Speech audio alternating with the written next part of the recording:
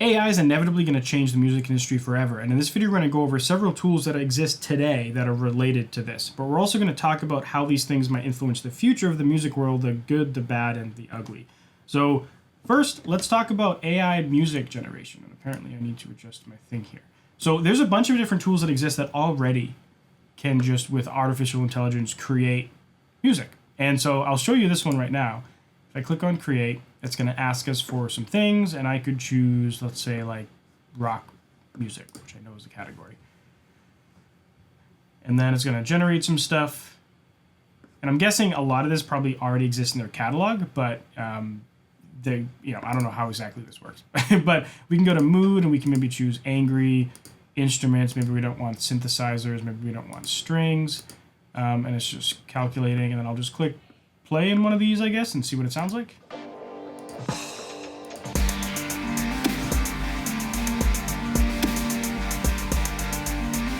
Okay, well that's one.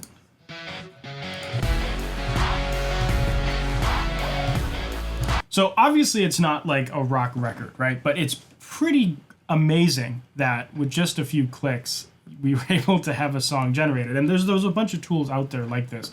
This is just the basic mode. You can click on Pro mode and you can customize a bunch of this stuff on the fly. But then there's this other company called MuseNet, which is part of OpenAI, which we're going to talk about more in a sec, that you can feed them keywords or notes from music and it'll generate more.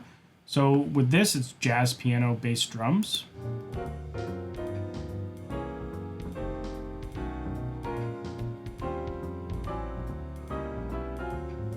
Like, it's definitely a jazz track with piano, bass, and drums, right? And obviously it's not perfect. That's not the point now. But if you can imagine that this exists today with how rapidly all this stuff has been progressing over the past few years, what's this going to be like in 5 years? Like right now, I don't know if these tools can generate like stems or MIDI, but someone could give a prompt, get a rough idea for a song, put it into their DAW and flesh it out. And so they could use this as like an idea creation machine.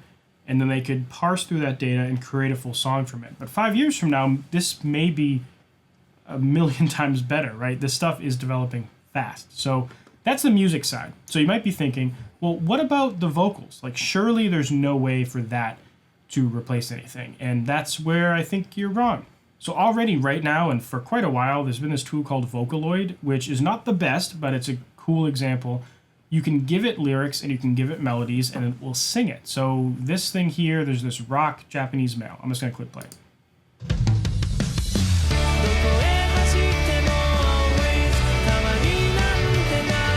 Like, that's a robot singing. And then we'll do rap English male.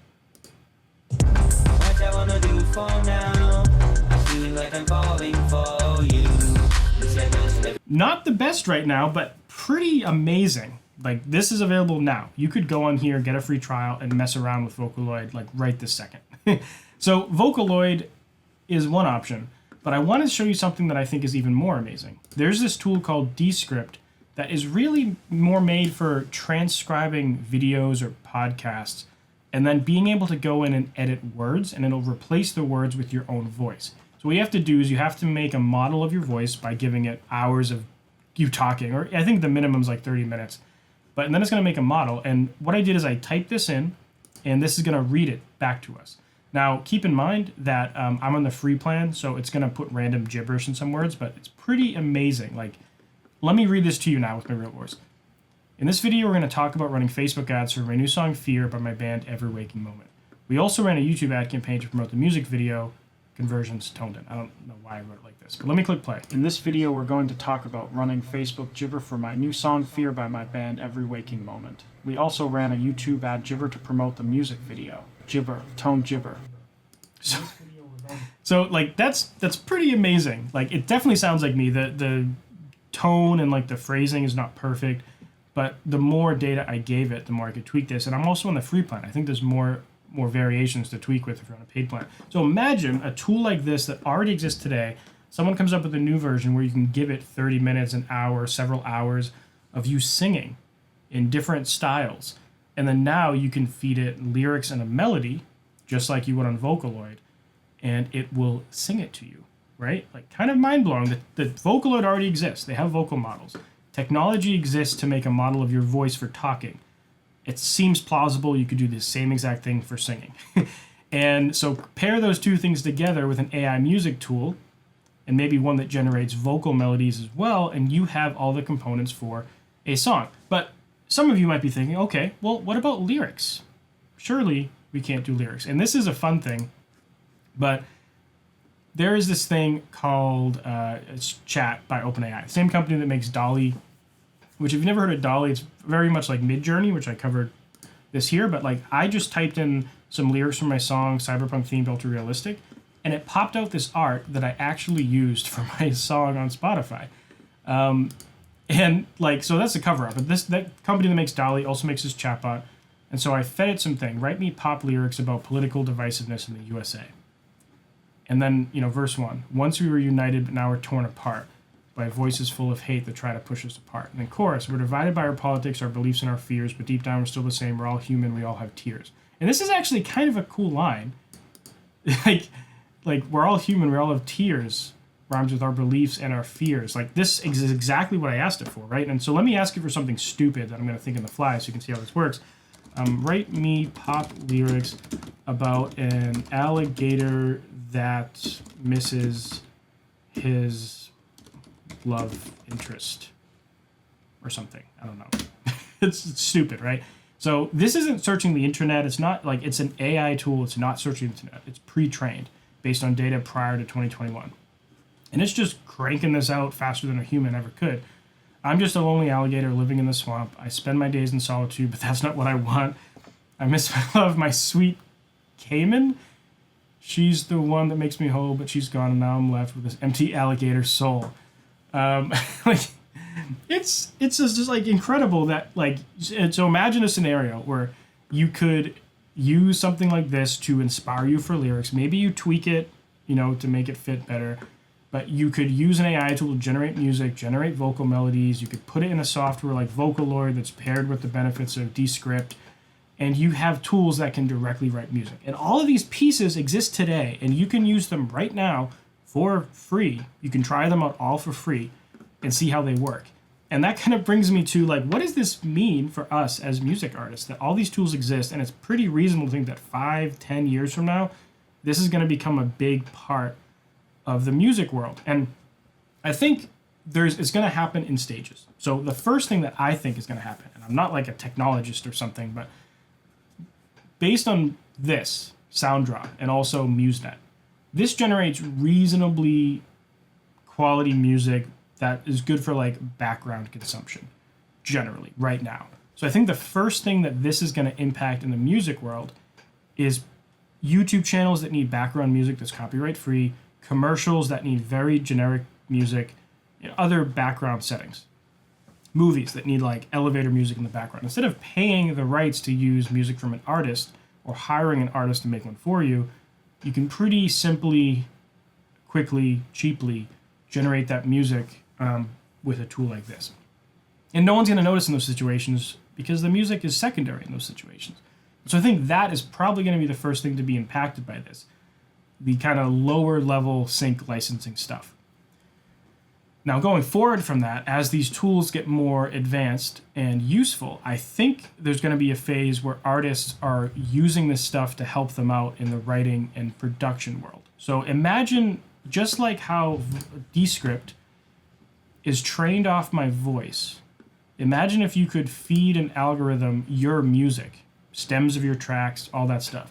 And then it could generate you music ideas for you on the fly. So you could say, I want a song, like it's trained on your music. You give it like 20 songs. You say, I want a song that is angry or smooth and rock. And it uses all the data it has on your music plus its general learning to generate you just a bunch of ideas for your music. And then at that point, it's up to you as the artist to filter out the good ideas from the bad ideas and then, take all those parts and make them into a song. And like all of a sudden, you have a way to increase your output as an artist and maybe come up with even better ideas that you never could. Because most of what happens for music artists is most artists, if they release 12 songs in a year, they actually wrote maybe 36, 48 songs that year. They just never finished a lot of them. A lot of them just got thrown away early on because they weren't good ideas. But if you could crank out way more initial ideas, you can, again, like the more ideas you have, the more you can pick from that list to make the ones that you actually finish and release. And so I think the vocal stuff is probably the furthest along. Like you could totally use this right now to get lyric ideas, honestly. Like if you, some of this stuff was actually kind of clever. But I think that's going to take the longest. Like Vocaloid people are already using in music, some genres of music. It works perfectly fine to have this somewhat robotic style voice. I forget what genre it's most popular in, but you could play around with these examples. Like let's check out Sarah. Everything is so special for me. Everything you do can raise me, everybody. Like some electronic music, like this style is going to be perfectly fine. I don't think the hip hop is going to, like in pop and stuff, that's going to take longer. But, you know, eventually it might get to the point where this stuff actually starts to be good enough to do everything an artist does. So what happens then? Well, my guess, again, just complete guessing at this point, but if everyone has this ability to make AI music that is fantastic and has full vocals, I feel like that's going to encourage artists to have to, like, instead of an artist finding a sound and just releasing song after song in that sound, like that's something that AI can do very fast and effectively. But what it's probably not going to be good at doing is, because the AI has to be trained on certain aspects of what music is an artist is going to be more encouraged to make unique, genre-defining, pushing the boundaries of music every song. Because if they come up with some brand new thing that an AI has never been trained to consider, then it's like, okay, this is fresh. So listeners who are getting sick of the cookie cutter stuff might find it really amazing that there's this artist that's just continuously pushing the boundaries of what can be done musically. So maybe this stuff is going to just replace the mainstream consumer background, like all that stuff. But then like the unique artists that are constantly finding unique things to do might actually thrive more. So again, completely just spitballing here, but I found this stuff very interesting. The technology is really cool. I don't understand it enough to describe how it works. But if you want to learn more music industry news, you can check out this playlist right here that I have a bunch of other things that I just find interesting in the music world. And if you want to learn how you can promote your music online, I have a playlist right here that you can check out as well. Anyways, thanks for watching, and I'll see you next video. Bye.